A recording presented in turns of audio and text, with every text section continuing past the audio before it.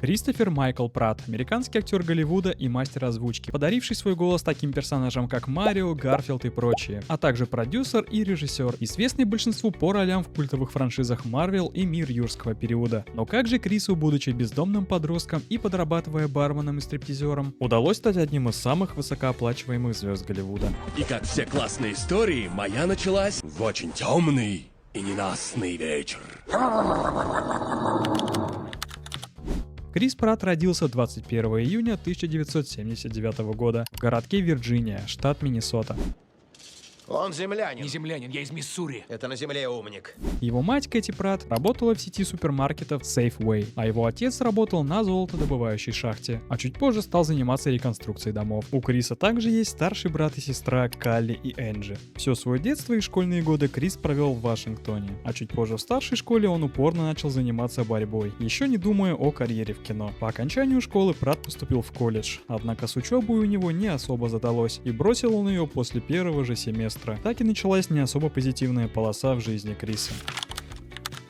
Крис близко подружился с одним из приятелей из колледжа, с которым вместе они и переметнулись на Гавайи, покинув родительские дома. Первоначально Крис устроился продавцом билетов в кинотеатре, но на такую зарплату было непросто прожить, и Крису попутно приходилось подрабатывать то охранником, то официантом, а потом и вовсе стриптизером. Поначалу они вместе с другом жили в фургоне у пляжа на Гавайях, но через время фургона не стало, и жили и спали парни уже просто в палатке или вовсе на пляже. Стоит отметить, что будучи по факту бездомным, Крис свое положение таковым не признавал, и по большей части подобный образ жизни его долгое время устраивал. Так и жил Крис со своим другом до 19 лет, пока все не изменилось по воле случая. Что самое сложное, когда живешь в яме? Наверное, не помять костюм.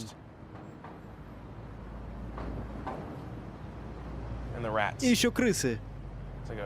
Каждую ночь тут какой-то чертов крысиный парк. Подрабатывая в одном из местных заведений официантом, Крис, уже тогда имея неплохое чувство юмора, приглянулся актрисе Рэй Дон Чонг, которая разглядела в Крисе интересного кандидата на роль в короткометражный фильм и предложила ему подзаработать на съемке в фильме «Проклятые 3». Крис согласился и впоследствии получил свой первый гонорар в $750. Заимев, как ему показалось, легкие на то время деньги, Крис определил свой дальнейший вектор развития. Затем, благодаря тому же знакомству с Чонг, Крис получил роль в сериале «Любовь вдовца», а сразу после был приглашен в другой сериал «Одинокие сердца». Таким образом и началась первичная телевизионная карьера Криса, которая продлилась вплоть до 2005 года. Крис, разумеется, перестал жить в палатке и со временем смог даже подзаработать на родительский дом.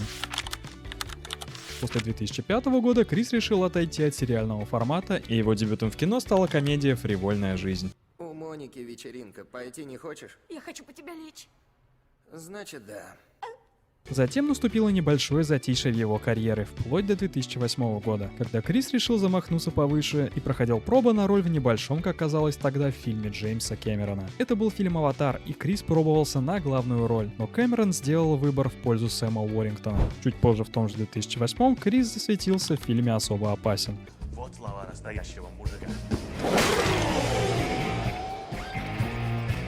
В 2009 году Крис, можно сказать, принимал все приглашения в, по большей части, ничем не примечательные и чаще провальные комедийные фильмы, среди которых были «Тело Дженнифер», «Мечты сбываются», «Война невест». Затем последовала очередная пауза в карьере, которая продлилась аж до 2011 года. Тогда Крис вновь вернулся на съемки очередной комедии, которым стал фильм «Отвези меня домой». Примечательной эта картина для Криса оказалась тем, что во время ее съемок он познакомился с актрисой Анной Феррис, с которой у Криса завязались отношения, и чуть позже пара поженилась, а в 2012 году у них родился первенец Джек Пратт. Однако в 2017 году пара публично заявила о своем разводе.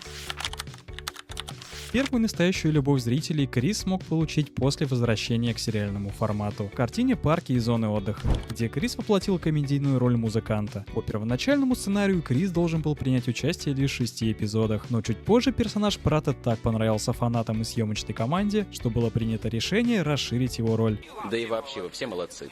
Нет, воистину роскошь. Эксельсиор. Дистинктивно. Воистину дистинктивно.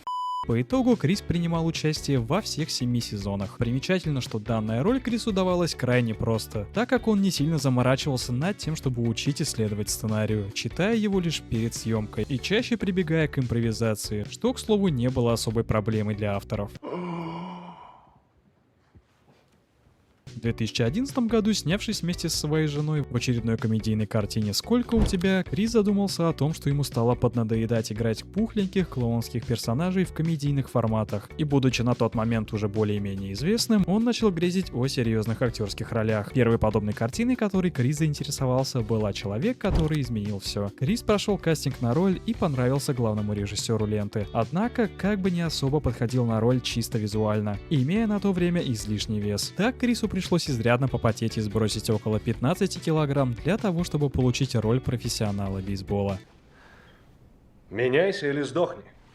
Нужно сказать, что труды Криса не прошли зря, ведь он будто чувствовал, что должен поучаствовать в этой картине. И не прогадал, ведь картине удалось собрать в мировом прокате $110 миллионов при бюджете в 50, а также 6 номинаций на Оскар и 4 на Золотой глобус. Фанаты и критики также крайне положительно отзывались о фильме и об игре Питта и Пратта. Чуть позже, в 2012-м, была еще одна роль в не менее успешном триллере «Цель номер 1», собравшем в прокате уже 132 миллиона при бюджете в 40. Таким образом, укрепив свою мировую известность и получив в копилку заветные роли в серьезном кино, Крис вернулся к привычным для себя комедийным форматам кино и снялся в картинах 10 лет спустя и «Отец молодец», к выходу которого Крис вернул не только жанр комедии, но и свой вес. Ну ты, компанич, я сам-то на сносях уже.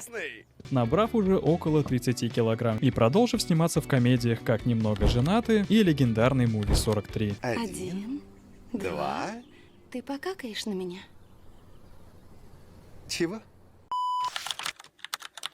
Так вышло, что именно на съемках картины «Муви 43» Прату удалось познакомиться и подружиться с малоизвестным на то время режиссером Джеймсом Ганном, который тогда готовился к началу съемок некоего фильма о космической команде супергеройской киновселенной Марвел. И Ганн активно искал актера на роль смешного землянина Питера Квилла. Эй, может, ты меня знаешь под другим именем?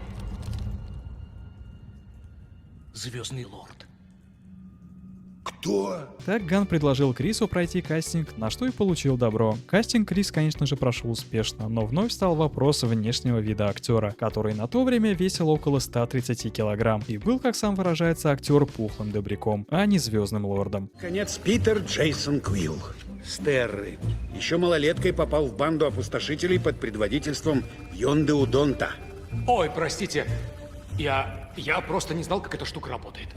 Крису предстояло сбросить более 30 килограмм лишнего веса и полностью изменить себя для того, чтобы как следует воплотить роль Квилла, с чем актер успешно справился. И как мы знаем, вновь не зря, ведь фильм получил ошеломительный успех, собрав в мировом прокате $773 миллиона и бюджете в 230, а Крис смог почувствовать себя настоящей голливудской звездой.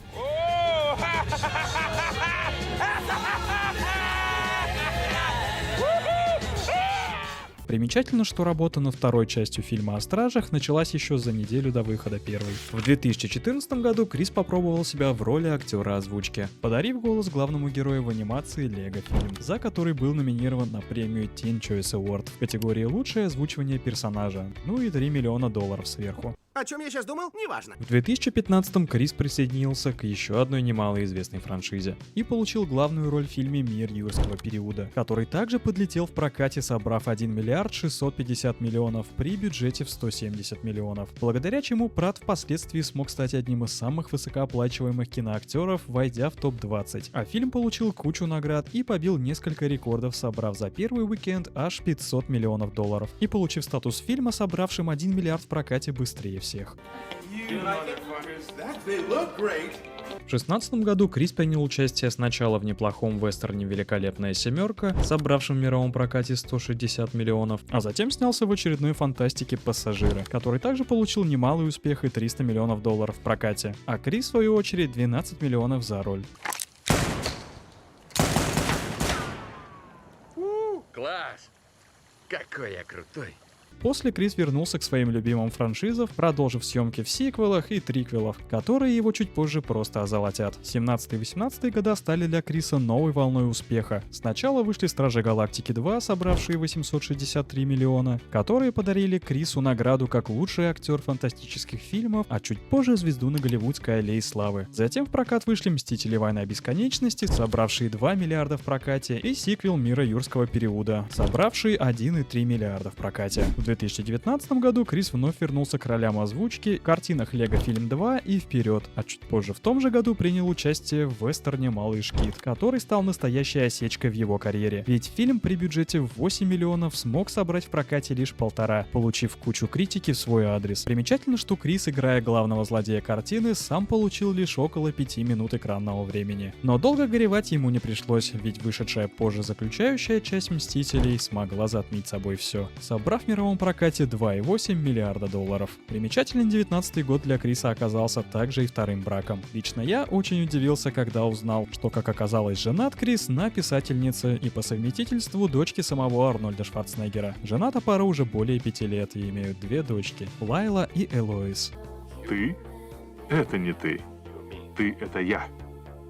Не может быть. После небольшого затишья в 2021 году, как и многие, Крис подружился со стримингами и снялся в особо ничем не примечательной картине «Война будущего» от Amazon. Со стримингами у Пратта особо не заладилось, и позже в 2022 году он очередной раз вернулся к своим франшизам, появившись сначала в качестве камео в «Тор. Любовь и гром», а затем в 3-й части «Мира юрского периода», который не без помощи Криса смог собрать очередной миллиард в прокате, после чего последовали еще 2 работы со стримингами: спецвыпуск «Стражей Галактики» для Disney+, а потом еще одна работа с Amazon над неплохим сериалом «Список смертников». 2023 год ознаменовал пока что крайнее появление Пратта в роли Питера Квилла в «Страже Галактики 3». Фильм удержал планку предыдущих картин, собрав в прокате 850 миллионов и завершил полюбившуюся на марку космической команды. Однако, как гласит сцена после титров, Звездный Лорд еще вернется. В том же году Крис подарил голос персонажу в анимационном фильме «Братья Марио», который неожиданно стал очередным прорывом, собрав в прокате 1 миллиард 360 миллионов при бюджете в 100 миллионов, что позволило картине стать 3-й самой прибыльной анимационной лентой за всю историю. Спасибо, супер-братья Марио. Похоже, единственное, что вы не опустошили, это мой счет.